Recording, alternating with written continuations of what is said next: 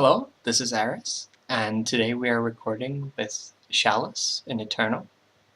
This is a deck that is a control deck, primarily looking to win with Crystalline Chalice, and using that to gain value through their small creatures, or burning them out through targeting the opponent with Channel the Tempest to burn them for a lot of damage.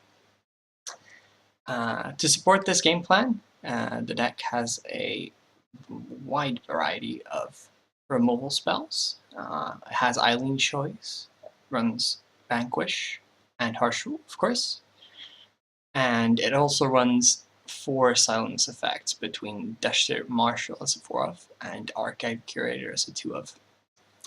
The influence requirements for this deck, you need 2 time, 2 Justice, and 4 Primal to cast all of the stuff in your deck. So you're really looking to get that 4th Primal Sigil tends to be, or the 4th Primal tends to be the biggest problem.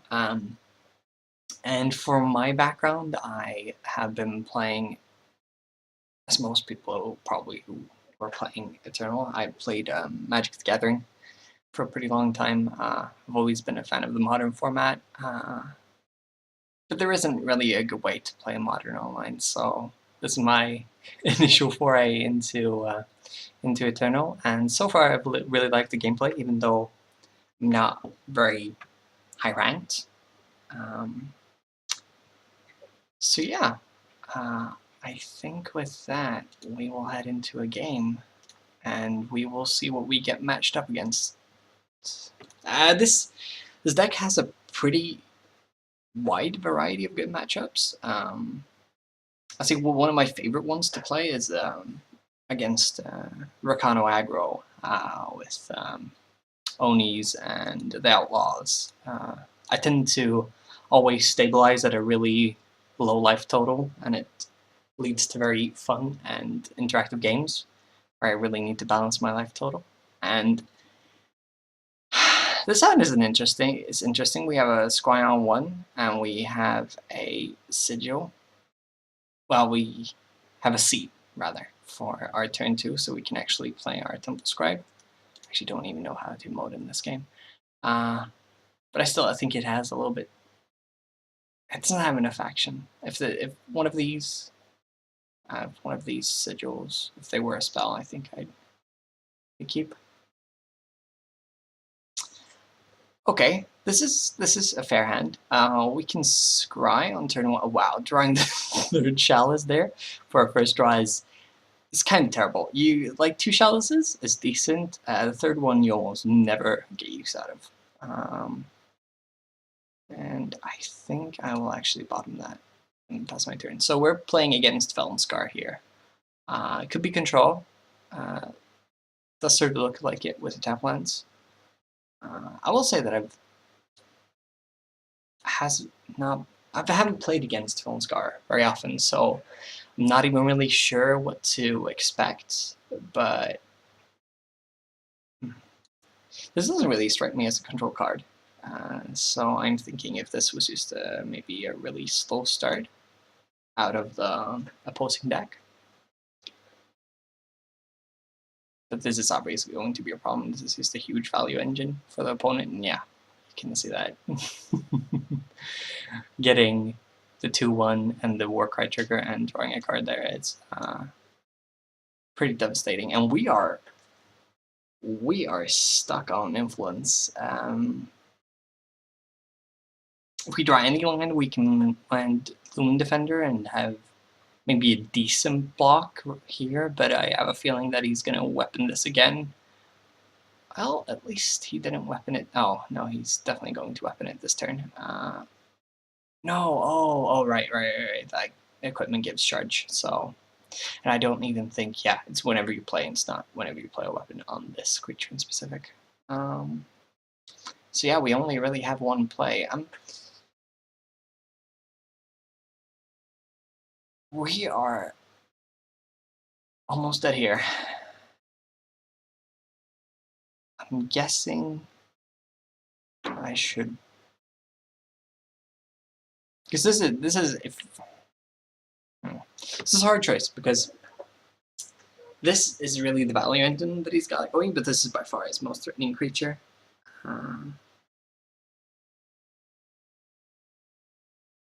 I think we can just do that and just hope that we draw land for next turn. In that case, that we draw land, we can actually play Marshal and hopefully stabilize. But I don't really have much hope for this for this game. We've been stuck for far too long.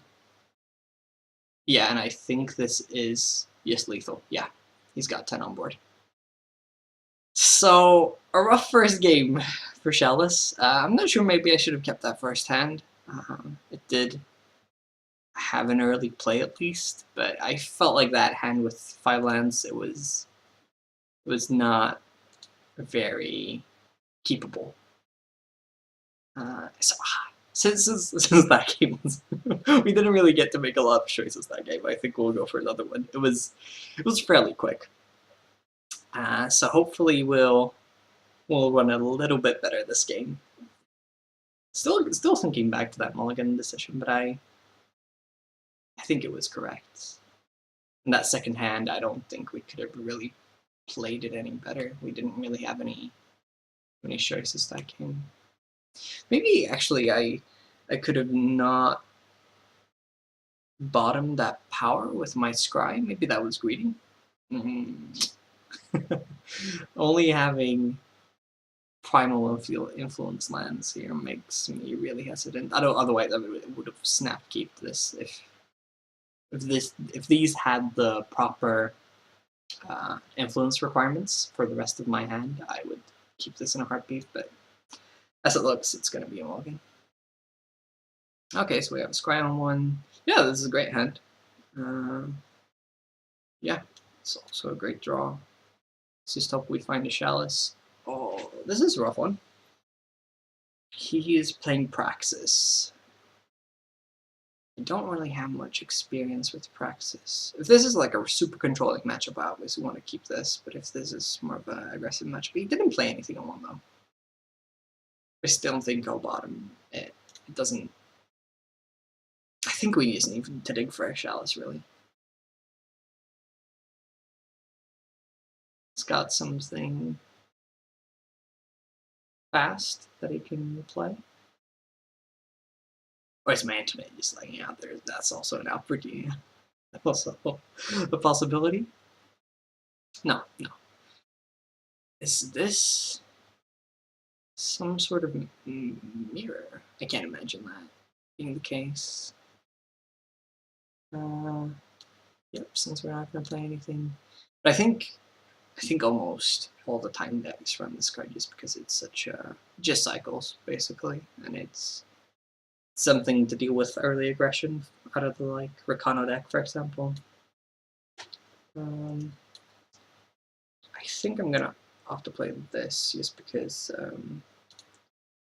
I already have sigils in the next couple of turns, and this obviously is brick walls as board, so we don't take incidental 1/1 beats. Oh, okay, this is interesting. I think I've played like a similar deck before to this one.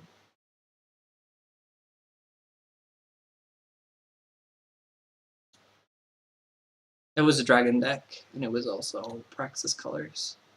I'm unsure if this is the same deck, though. It doesn't look like it. Yeah. Well, we can at least celebrate that we have our influence requirements in hand. So we at least have that covered. Okay. Just going to silence this. Doesn't really do much, but it cycles for a card, I guess.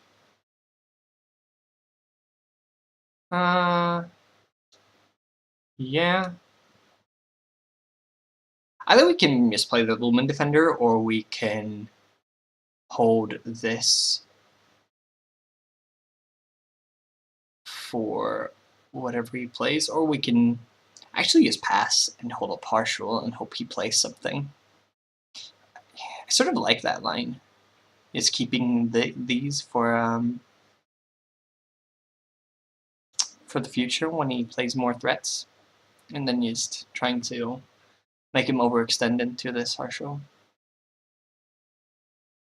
This might be a little bit too greedy, but we're sitting on 23 at the moment, and we're gonna go down to 19, and if that feels fine, yeah, like this thing I obviously want to kill.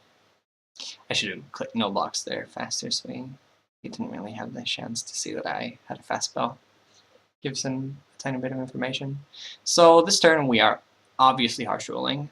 I'm thinking that I'm going to probably Scribe first, just to give us highest amount of information. That's a great draw.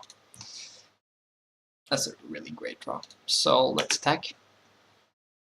See if he figures us out. This is just to get some damage in the case that he doesn't block. We don't really lose anything by doing this. And this is giving up on some Chalice value, but since we don't have Chalice in hand and we already have a creature that we can use Chalice on, I'm not tempted to keep these around just for Chalice, especially when he has, I mean, at least 2 pretty potent threats on board. So yeah, let's Marshal. As you saw, we got him for 4 there.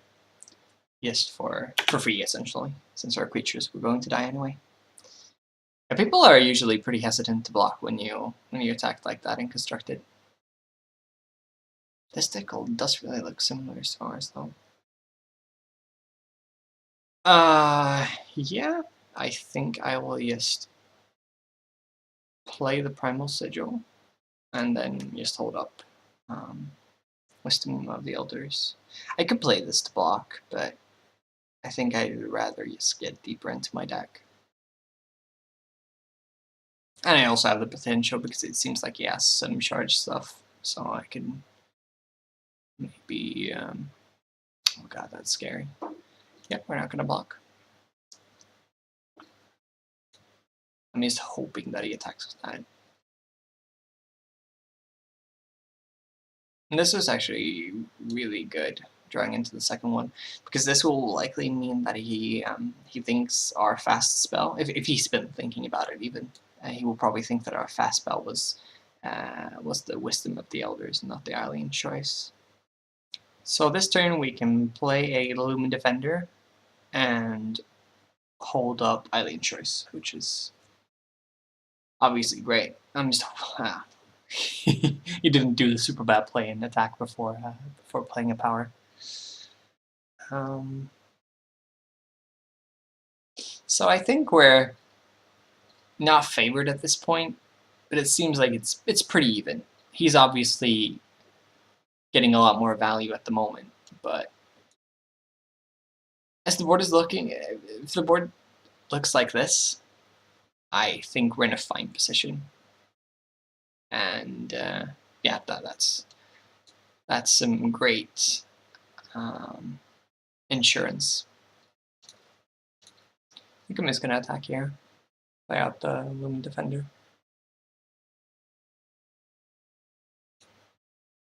And seek our power. He obviously has fast spell. And this actually sort of sucks. So we've drawn all of our Primal Sigils, which means that our Eilyn's favor will fetch us no lands, which is why you want to ideally draw as many of these sigils as you want, but it doesn't really matter what we get at this point.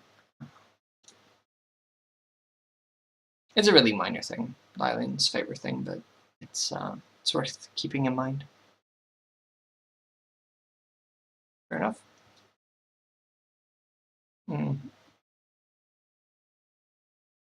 Man, we don't have the Marshal. Yeah, I guess that we're just gonna sit back and hope that our opponent, yeah, plays something like that. Problem is that these things are, while this is a great Marshal, it doesn't feel very good when he's already gotten value out of this. So I think we will just block here and give ourselves the option of giving him another turn. Question is, do we harsh roll now or do we harsh roll next turn?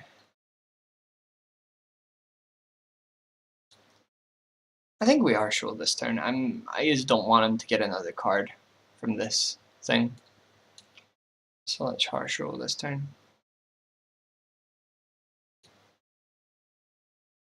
I think he's slightly up on cards on us here, but that could change in a second. Yeah.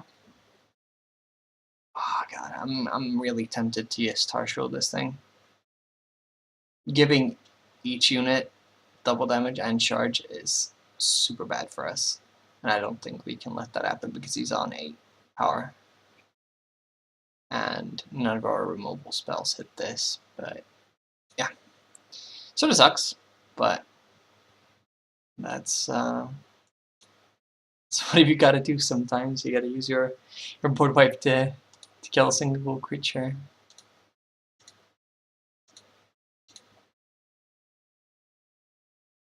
Okay.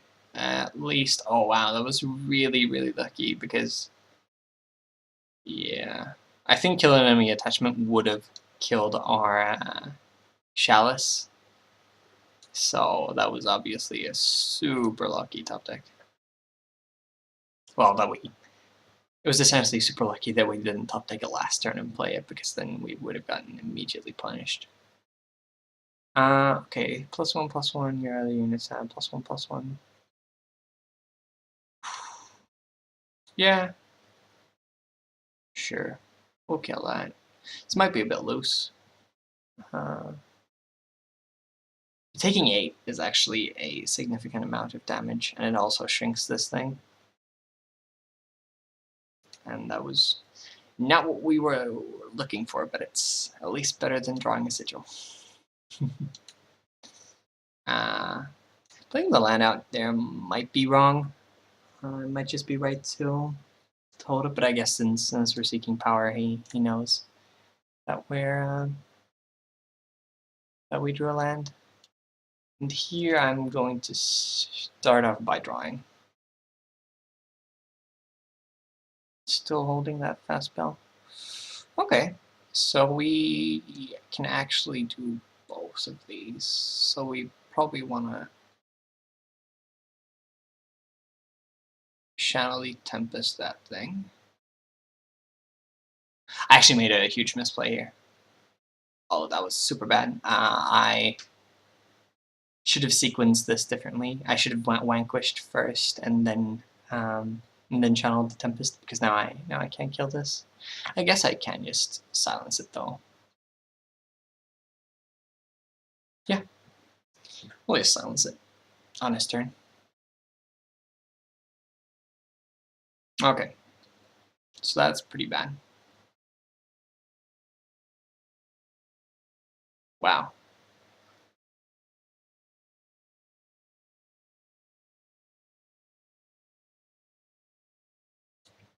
Silence that. And that brings it down to 1/1. Do we trade here? I'm thinking that we want to harsh rule next turn.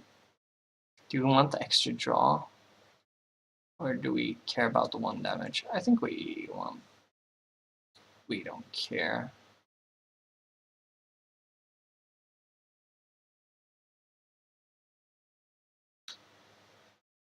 So yeah, this is where we try to stabilize, essentially.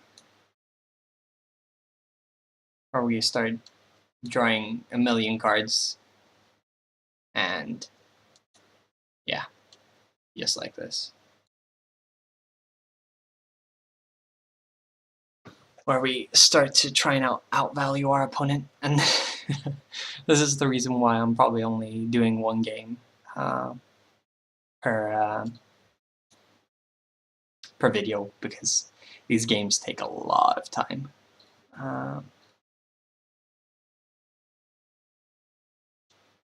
I'm thinking that I want to play Kothon just to put a clock on them. And then attack for 1. Probably should have done this pre-combat. No, post-combat. all of this, and I will play this and fetch up from my last sigils. Might have been able to sequence this better if I'd taken into consideration that this essentially costs 2 mana. That's fine. That is really scary. And we cannot... Oh, we can't currently deal with it. So, I think that's obviously the play.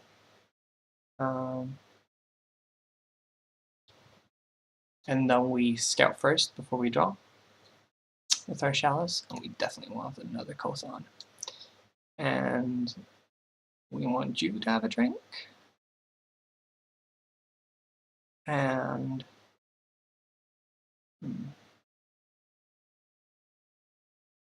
I think I'll actually play the second Chalice and then attack with everything.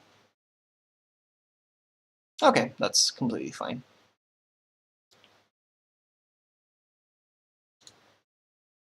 Yeah, and at this point, unless he has like the craziest sequence of warp things, or he has massive card draw, which I don't think is really available in these colors. This is essentially just a one game.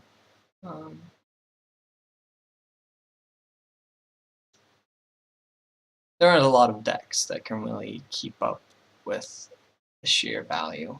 There's probably merit, since I don't know the matchup, there's probably merit in holding up Eilyn's Choice.